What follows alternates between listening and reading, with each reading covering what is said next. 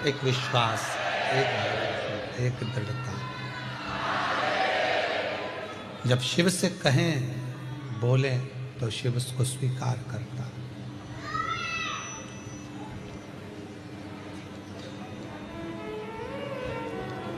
Gate, bed और death,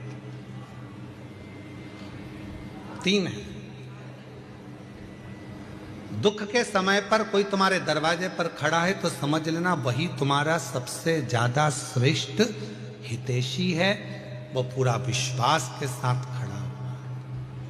कई लोग परिवार के भी ऐसे होते हैं, रिश्तेदार नातेदार ऐसे होते हैं, कुटुंबी परिवार वाले ऐसे होते हैं कि जैसे ही कोई दुख का समय आता है, तकलीफ की घड़ी आती है, किसी के यहाँ मालूम पड़े कोई ईडी का, इनकम का कोई फालतू की बात, कोई केस, कोई थाना, कोई कचहरी, कोई चीज हो जाती है, तो लोग उसके दरवाजे पर जाते ही नहीं, पहुंचते। तुम्हारे दुख के समय पर अगर कोई गेट पर खड़ा है, तुम्हारे साथ खड़ा है, समझ लेना कि वही शिव है, वही श्रेष्ठ है। पहले नंबर पर गेट, दूसरे नंबर पर बेड। तुम्हारी बीमारी के समय पर, तकलीफ के समय पर, शरीर में रोग के समय पर, हॉस्पिटल में बेड पर पड़े हुए हो, घर पे पलंग पर पड़े हुए हो, और कोई तुम्हारे बेड के पास खड़ा है, तो समझ लेना वही तुम्हारे लिए श्रेष्ठ है। बाकी के जितने हैं वो सब श्रेष्ठ वही है। कौन कौन है परिवार में? तो कहा मेरे 4 मामा जी हैं, 3 मौसी जी हैं, मेरा 4 बेटे हैं, 4 बहुएं हैं, मेरी लड़की दामाद 3 है, 3 मेरी बेटी हैं, 3 दामाद हैं, दामाद के बच्चे हैं, मेरा देवर है, देवरानी है, जेठ है, जेठानी है, और मालूम पड़ा शरीर में कष्ट आ गया, रोग आ गया, हॉस्पिटल में पड़े हो, और हॉस्पिटल में पड़े हो, और मालूम पड़ा एक दिन भी अगर परिवार वाले तुम्हारे बेड के पास आकर खड़े नहीं हुए, तुम्हारे दरवाजे पर आकर खड़े नहीं हुए, तो वो रिश्तेदार किस काम के? और कोई दूसरा हॉस्पिटल में बीमार व्यक्ति अपने मरीज को देख रहा था और साथ में तुम्हारी भी देखभाल कर रहा है, तो उससे बड़ा दुनिया में कोई नहीं हो सकता। वो बेड के पास खड़े होकर तुमको नहीं। परिवार इतना बड़ा, घर इतना बड़ा, कुटुंब इतना बड़ा, रिश्ते इतने सारे, पर गेट पर, बेड पर और डेट मतलब तारीख, कहीं कचहरी में तारीख चलती है, कहीं कोर्ट में तारीख चलती है, कहीं दुख की तारीख होती है, कहीं तकलीफ की तारीख होती है। परिवार वालों से कहा हमारे ऊपर ये ऐसे तकलीफ है, अपन उस तारीख को वहां चलेंगे, तुम हमारे साथ चलना, अपन उस तारीख को वहां चलेंगे, तुम हमारे साथ चलना। कोई उस डेट में खड़ा नहीं होता, तो रिश्ते नाते कुटुंब कबीले किस काम के? परिवार किस काम के? गेट, बेड और डेट, ये 3 ऐसे हैं। दुख के समय पर, तकलीफ के समय पर कोई यदि आपके साथ दरवाजे पर खड़ा है, बीमारी के समय पर कोई आपके पलंग के पास खड़ा है, और कोई तारीख पर आपके साथ खड़ा है, तो समझ लेना कि आपका भला है, आपका कष्ट है, आपका वो कोई दूसरा नहीं है, वो श्रेष्ठ है, वो श्रेष्ठ है।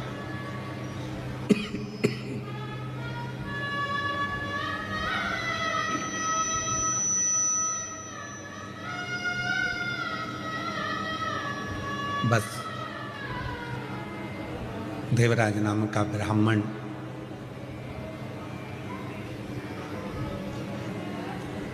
अंतिम सांसें गिन रहा है, कोई साथ देने वाला नहीं है, पर माँ ने जो 1 लोटा जल चढ़ाया था, उसका पुण्य उस बेटे को शंकर के मंदिर तक लेकर गया। वो पुण्य,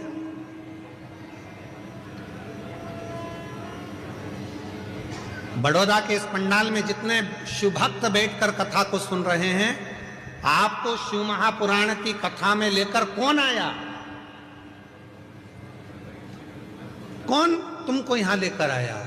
आपका पुण्य, जो आपने 1 लोटा जल शंकर के मंदिर में चढ़ाया था, वो पुण्य आपको याद, आपका पुण्य।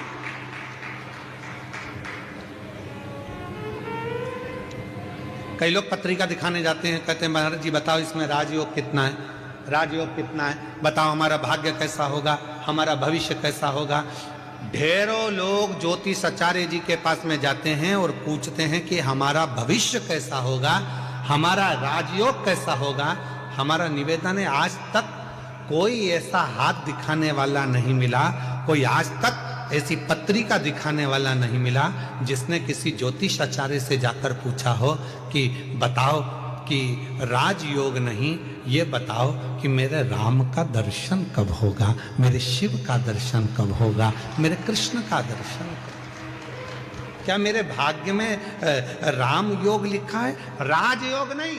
मेरे हाथ की रेखा में क्या राम का दर्शन लिखा है, मेरे हाथ की रेखा में क्या भगवान का दर्शन लिखा है, मेरे पत्रिका में, जन्म पत्रिका में क्या शिव का भक्ति लिखी है, क्या मेरी जन्म पत्रिका में भगवान शंकर की भजन लिखा है, क्या मेरी जन्म पत्रिका में क्या शिव की भक्ति लिखी है।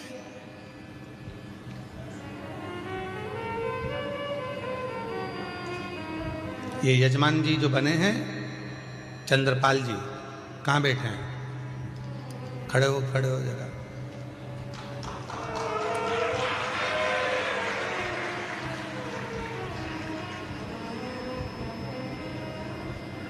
जब महेश बंसल जी, ये महेश बंसल जी हैं, महेश बंसल जी ने जब हमको कल कहा कि गुरुजी मुख्य यजमान ये चंद्रपाल जी हैं, महेश बंसल जी आप कल बोले कि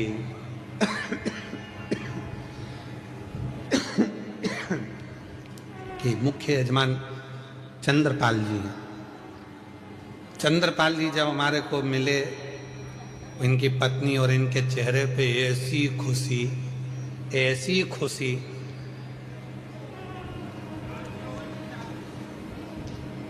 शाल की ट्रे रखी थी बाजू में, वो भी ध्यान में नहीं, पानी का लोटा ध्यान में नहीं, थाली ध्यान में नहीं, और जब हाथ में तिलक लगा रहे थे तो हाथ भी इनका थर थर थर थर थर थर थर थर कांप रहा था। आज हमको कल बंसल जी, इनको देखकर ऐसा लगा जैसे शबरी के दरवाजे पर राम जी आए थे, तो शबरी भी अपनी सुध खो बैठी थी, वो सुध खो। पर बंसल जी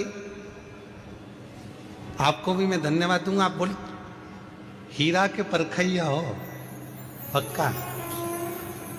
जिन जजमान के यहाँ हमारे को ठहराया, अग्रवाल जी के यहाँ जयदेव जी उनके पुत्र हैं, जिनके हम ठहरे, उनका भी इतना सरल भाव है, इतना सरल भाव।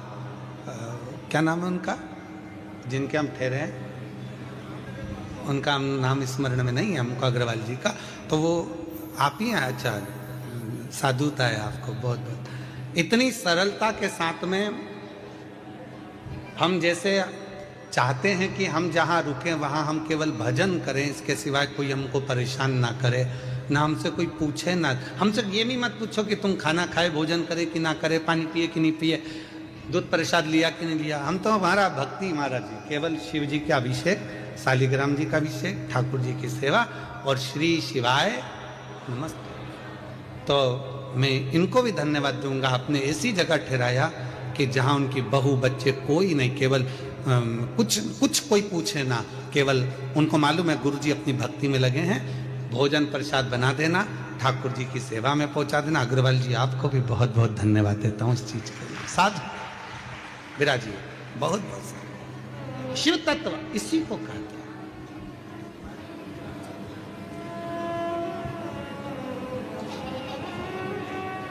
इसी को अविरल भक्ति कहते हैं। हाथ दिखाने वाले बहुत मिलेंगे और कहेंगे राजयोग बताओ, पर ऐसा कोई आज तक ज्योतिषाचार्य के पास में जाकर, कोई विद्वान पंडित जी के पास जाकर नहीं पूछा कि मेरे हाथ में राजयोग मत बताओ, मेरे हाथ में बता दो राम योग, शिव योग, मेरे हाथ में बता दो कृष्ण योग कब है, मुझे कब मेरे बड़ौदा में मेरे शंकर की कथा सुनने को मिलेगी, कब मेरा शंकर आएगा, कब मेरा भाग्य खुल जाएगा, कब मेरी किस्मत। और शबरी तुम्हारे पास में कौन कैसा विद्वान ज्योतिषाचार्य मिला मुझे हमें नहीं मालूम, पर माँ शबरी अम्बा के पास में, शबरी माता के पास में मातंग ऋषि थे। मातंग ऋषि से शबरी अम्बा ने पूछा, मेरे भाग्य में बता दो राम का दर्शन कब होगा, राम का दर्शन।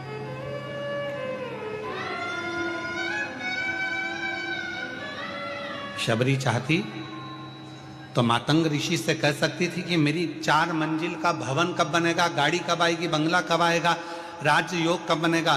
पर शबरी ने यह कुछ नहीं मांगा। शबरी ने तो केवल इतना कहा कि मेरे ऊपर कृपा कर कर बता दो कि मुझे राम का दर्शन कब होगा।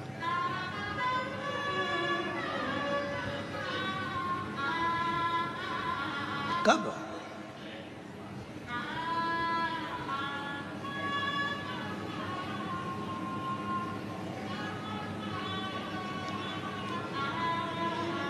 कब मुझे दर्शन, कब मैं मिलूं उससे। आप लोगों ने एक प्रसंग सुना होगा कि पंडित जी कहते हैं कि शंकर जी पे गंगा जल चढ़ाओ। अरे बोलो तो जम के, सुना है कि नहीं सुना? कई पंडित जी कहते हैं पूजन करने बैठे हो, गंगा का जल लाओ शंकर पे चढ़ाएंगे, गंगा जल लाओ शिव जी पे चढ़ाएंगे। कभी आपके मन में आया कि पंडित जी ने कहा कि गंगा का जल शिव जी को चढ़ाना है, गंगा का जल शंकर भगवान को चढ़ाना है? कभी विचार करा कि आपने पंडित जी से कहा, पंडित जी आप कह रहे हो कि गंगा का जल शिव जी को चढ़ाना है, पर गंगा तो शंकर भगवान के मस्तक पर बैठी हुई है, तो उनका जल उन्हीं को चढ़ाएंगे, यह कहाँ की रीति है? आप बोलो कि साधारण जल लिया, कुएं का जल लिया, बावड़ी का जल लिया, जाओ ये जल लेकर आओ शंकर भगवान को, पर आप कह रहे हो गंगा का जल चढ़ाएंगे। ये रीति कहाँ से आई?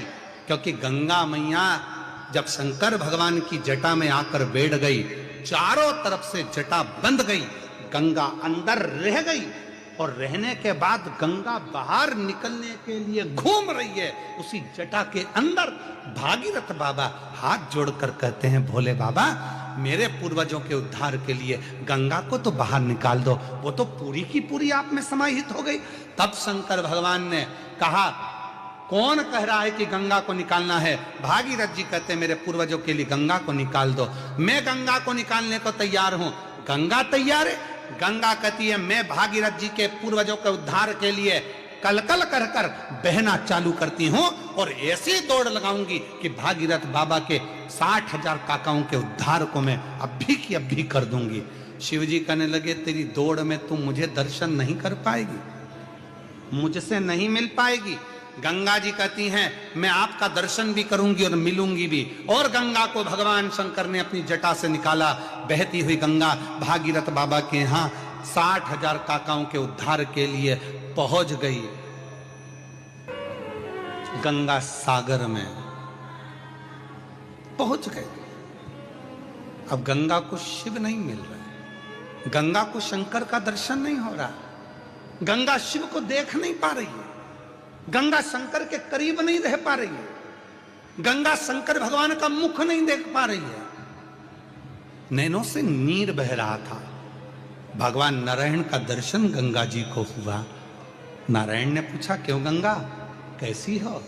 गंगा जी कहती हूं तो अच्छी, पर जिन शिव की जटा से निकली हूं उनके पास जाने के लिए वापिस तरस रही हूं, मिल नहीं पा रही हूं। कोई ऐसा साधन बता दो कि मुझे शंकर का दर्शन हो जाए। गंगा, मैंने तो सुना है शंकर भगवान जिसको अपना बना लेते हैं उसको दूर नहीं करते हैं, तो शिवजी ने तुझे दूर कैसे कर दिया?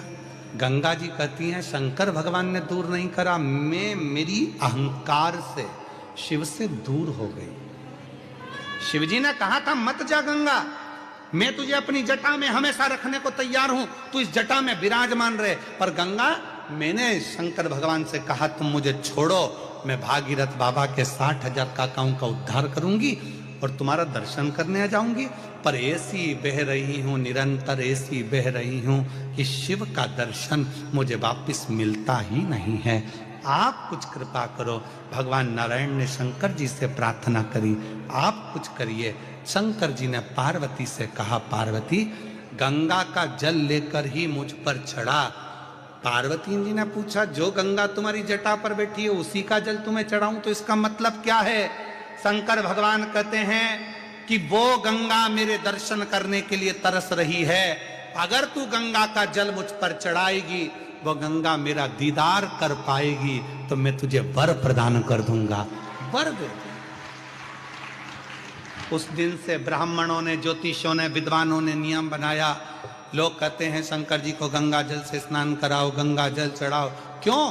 तो कहा गंगा जल से शिव जी क्यों प्रसन्न होते हैं? उसका प्रसन्न होने का कारण यह है कि शंकर जी प्रसन्न होते कि नहीं होते, पर गंगा शिव पर चढ़ती है, दर्शन करती है, तो गंगा वर देती है कि तूने मुझे शंकर से मिला दिया, जा मैं तेरे ऊपर कृपा करती हूँ, तेरी भंडार भरती हूँ, तुझ पर दया करती हूँ।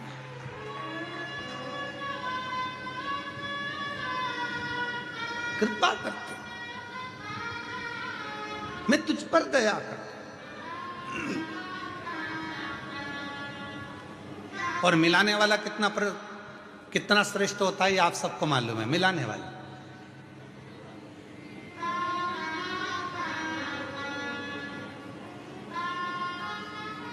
आप में से कई माताएं मेरी इतनी खुश हो रही होंगी, इतने साल के बाद गुरुजी गुजरात में बड़ौदा में आए। अरे बाबा बड़ी कृपा कर दी, हम तरस रहे थे, हम दर्शन के लिए, कथा के लिए हम नहीं जा सकते, बाहर कथा सुनने के लिए हम दूर नहीं जा सकते, कथा श्रवण करने के लिए, पर हमारे बड़ोदरा में बाबा भोलेनाथ ने करुणा कर दी। अग्रवाल जी को साधुवाद, अग्रवाल के पूरे ग्रुप को साधुवाद, अग्रवाल आकोटा गार्डन जो ग्रुप है उसको साधुवाद कि जिन्होंने इस पवित्र कथा को करवा लिया। तो ये भीतर के आनंद का, ये भीतर का सुख साधुता देता, क्या नहीं देता शिव? शंकर क्या नहीं प्रदान कर सकता? सर्वस्वता दे देता है, सर्वस्व।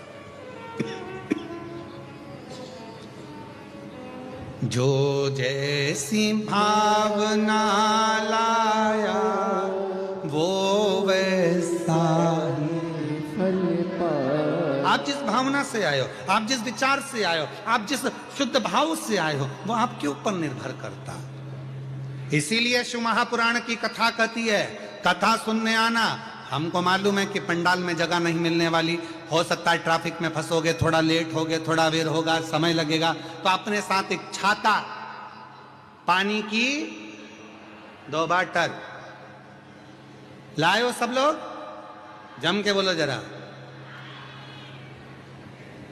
पानी की अगर 2 बाटल लाए हो तो फिर पानी बांटने वाला आ रहा है तो बार बार उठ के खड़े क्यों हो रहे हो?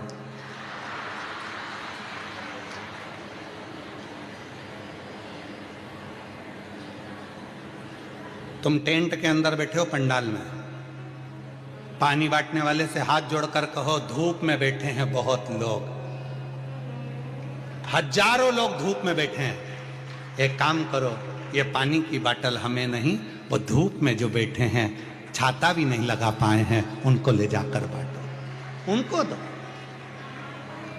और जितने श्रोता शिव महापुराण की कथा को सुनने के लिए आ रहे हैं उनसे निवेदन है, बिछाने का साथ लाओ, ओढ़ने का साथ लाओ, पानी की 2 बाटल लाओ, और एक अपना टेंट अपने साथ, एक छाता अपने साथ लेकर चलो, छाता अपने साथ लेकर चलो। सुनो दिल से।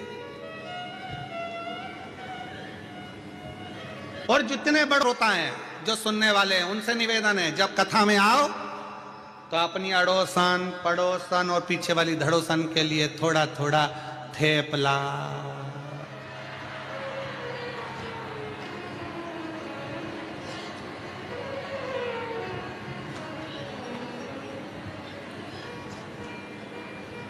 फाफड़ा, जो भी तुम घर में बनाती हो भोजन आदि को थोड़ा अपने शिव भक्तों का मुख झूठा कराने के लिए अवश्य लेकर चलो। कहते हैं शिव महापुराण की कथा में